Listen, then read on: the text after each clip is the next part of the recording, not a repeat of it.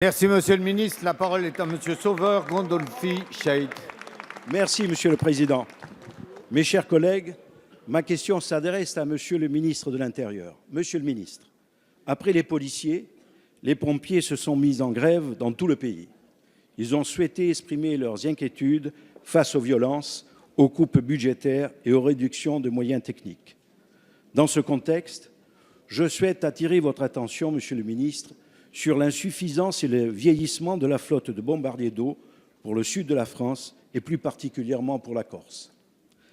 Vous n'ignorez pas que le 24 août dernier, plus exactement, un grave incendie a ravagé pas moins de 600 hectares au cœur du territoire de la Conca d'Or, à l'ouest de Bastia, et que seulement 4 Canadair et un Dash sont intervenus pour soulager et aider les forces terrestres du SDIS de la Haute-Corse, cependant trop insuffisant pour les feux de cette importance. Pour quelles raisons n'a-t-on pu rassembler davantage de bombardiers d'eau sur cette opération, monsieur le ministre? La cause n'est-elle pas, dans un premier temps, le nombre insuffisant de ces appareils, comme l'ont indiqué les 88 pilotes de la sécurité civile? Et dans un deuxième temps, la vétusté de la flotte aérienne de lutte contre les incendies. J'évoquerai ainsi les défaillances, dont celle du 1er août dernier, qui a provoqué une rupture du train d'atterrissage d'un Canadair sur la piste d'Ajaccio. Les 12 appareils du même type ont été immobilisés le temps d'une inspection de contrôle, et cela ne pose-t-il pas le problème de la maintenance? Ma question est simple, monsieur le ministre.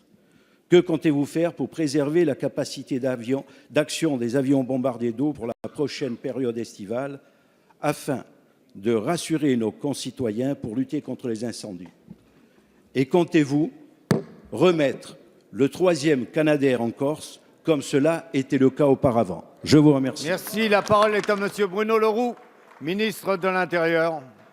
Oui, monsieur le député Sauveur Gandolfi Chaït, je sais l'intérêt tout particulier que vous portez, compte tenu de la situation de votre territoire, à la question de la prévention et de l'intervention sur les feux de forêt. Je voudrais donc vous donner des éléments très précis. La flotte de la sécurité civile est composée de 9 trackers, dont la mission principale, vous le savez, est l'attaque des feux de forêt naissants lors de patrouilles aériennes préventives. Ces appareils ont aujourd'hui une moyenne d'âge de 58 ans et la flotte va être progressivement retirée entre 2018 et 2022. Ils seront remplacés, l'appel d'offres a été lancé, par des appareils multi-rôles et complétés par des avions amphibies. Je veux vous donner la procédure qui a été mise en place par le gouvernement pour ce remplacement. Elle a été formalisée le 11 mai 2016 auprès de la Délégation générale pour l'armement qui est chargée du marché d'acquisition. 6 appareils multi-rôles, je viens donc le dire, bombardiers d'eau et transport de grande capacité, neufs ou d'occasion.